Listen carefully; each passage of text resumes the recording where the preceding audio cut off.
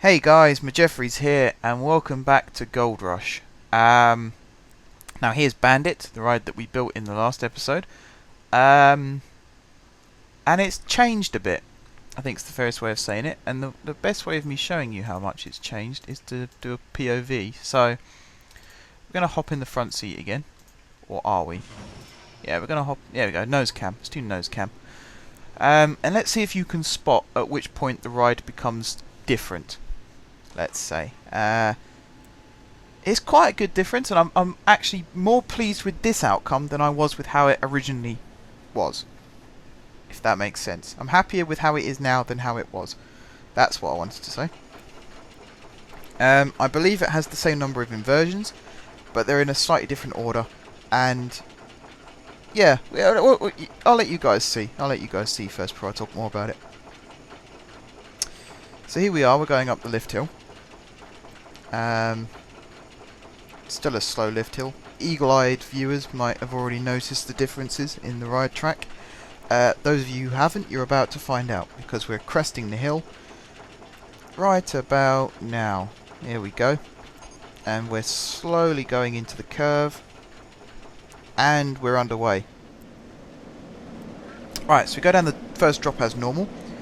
We go into the camel hill as normal. We then drop down into the cobra roll as before. Now there's a small change coming up here. I raised one of the vertical loops up. This one's slightly higher than the second one, and it's sort of... You go a little bit slower over this one, but I think you go a little bit faster over this one because of it. There's the photo section, and the overbank curve is gone. It's been replaced by that little stall turn. And there's the first corkscrew. And then we rise up into a helix, and that brings us into the inline twist. And then we drop down a little bit again. We go into a double back, I think that's called.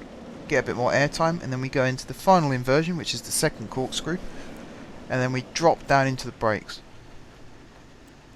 And that, to me, looks so much better than the original. I don't know what you guys think. Maybe you agree with me, maybe you don't. But I just think that looks so much better. Right, and that is Bandit. That is the ride. So, there's only one thing left to do. And that is... First of all, we'll check how much the price is again. Has anyone thought anything about this yet? No. £5. I think that's fairly reasonable. So now it's just left to open it. And we've passed the apprentice level. It's time to try the entrepreneur objectives. One of which we've already completed, haven't we? Yeah. Total monthly ride income. So all we've got to do now is repay the loan. We haven't got guests flooding up here just yet. We might have to build a form of transport to get them up here. But I don't know what. Boats, not enough room. Railway? I don't like railways going up and down slopes, and that's what you end up having to do here. Might just leave them to walk, you know. I mean, these guys seem to know where they're going. Are they actually heading towards it? No, they're just wandering. So, you know, they might end up... There's someone watching me. So yeah, they might end up on the ride anyway. Having the information stall at the front here for this exact purpose. When you open a new ride, they immediately walk in, buy a map, and they know straight away where they're going. So in this case, they'll buy a map and they'll go, oh look, there's a new ride open called Bandit, let's go there. And then they'll head off. So yeah, that's that really. That's the ride completed. I like this helix idea, I think that looks really good. Going up into the twist. I always like, you know, corkscrews, inline twists, barrel rolls, whatever they are. I always like them to be fluid. So you come into it, bank to the left, and then you bank right into the inline twist, and then you bank right at the end of it. And it just keeps that real... It's all one solid motion. And the whole thing really starts from here. So it's all one motion. So you go from being banked to the right, you bank left into the corkscrew, you then bank left again out of the corkscrew, bank right into the inline twist, and then bank right out of it. And again, that theme continues here. So there's a bit of a straight section, then you bank to the right, you bank to the left, and then you bank right into the corkscrew again. And in some ways that spreads the G's a little more because you go from one side to the other in a quick transition. A lot of real roller coasters, they tend to keep it so that you'll bank to the left and then you bank left into the corkscrew. Maybe for smoothness and for keeping the chassis and the wheels in peace. They might do it for that reason. Personally, I prefer it to flip the other way. You see, we've got good ratings here. Anywhere sort of between 6 and 9 is good. So to have 2 7s and a 6 is pretty good. Speed results, it reaches 52.78 miles per hour, which is actually faster than you think. I think, you got rides like Stealth, which go 80 miles an hour, or 83 miles an hour. Then you got rides like Nemesis and Colossus. Oh, excuse me, yawning again. Here, you got rides like that, which are, I believe, around the 50 mile an hour bracket. And then you got rides like Saw, which go up to 60. Yes, I am talking about Thorpe Park. I probably should have said that beforehand. Force results, 3.9 G. That's pretty good. That's quite realistic. Drop results. We've got 17 drops. Highest drop of 104 feet. That would be this baby here. It's actually taller than Saw. 7 inversions. Always good. Inversions is good. And the fact that we fitted them into such a small space as well. Pretty much the entire roller coaster takes place in this area. Just sort of trespasses into this section. The pathway will run underneath here. There'll be a ride in this corner, I think. Yeah, I'm really pleased with that. I'm really proud of how that's turned out. And as you can see, the guests are pouring in now, so we're going to get loads of money from it as well. It's basically going to pay itself off very quickly. And I think before I pay the loan off, just for longevity, I might build a couple more rides first. Do I mean longevity or longevity? However you pronounce it. My English isn't what it used to be. So yeah, I am really pleased with how this has turned out. Build a couple more rides, try and utilise some more of this space. Might start purchasing the land at the back here as well, for maybe another roller coaster. Because then we'll have sort of one roller coaster in each quadrant. So, well, not quadrant area. So we'll have one here, obviously, Gold Miner. Bandit over here. Another ride over here. And then the coaster ball. Oh, I'm so sorry, I cannot stop yawning today. The coaster ball in this section here. So actually, because we got the money, and because there's not much else going on, I'm going to build the coaster ball. Just checking that there isn't the other type.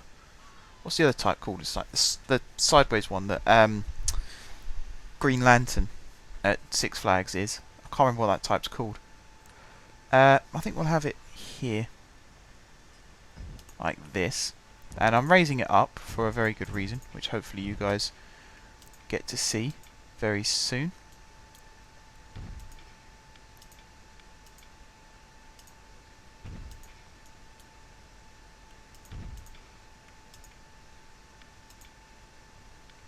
Am I already out of money already? Crikey. Right, I just realised I don't need that to be as long as I made it, so I can make it shorter again. Where's all the money going?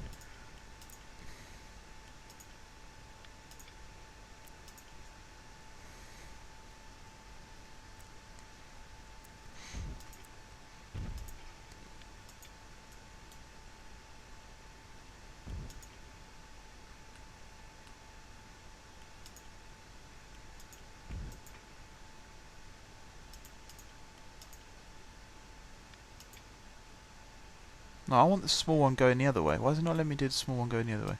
It's because it's that. There we go. That explains a lot. Right.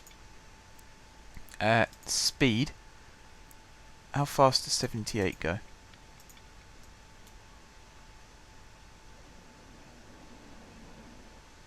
That's a little too fast. Let's try 70. That's pretty good speed. If we slope it down a bit there as well. Yeah, that's a good speed. Right, so we'll have that. Oh, money! Where's all the bloody money gone?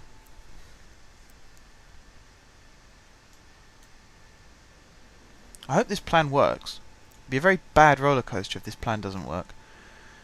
And I'm starting to worry that this plan isn't going to work. Right, let's put that. Can't put that as that yet because we haven't got a second block section. Right. I need £105 just to build that second bit. Let's go and have another look at Bandit. We got people on it, it seems. I only got 2 on that one. But there's a queue building. Oh, people. That's what I love seeing. That's how you know when your ride's a success. When you actually see not just a couple of people, but groups of people like these guys here queuing for it. That's when you know that you've built a good ride.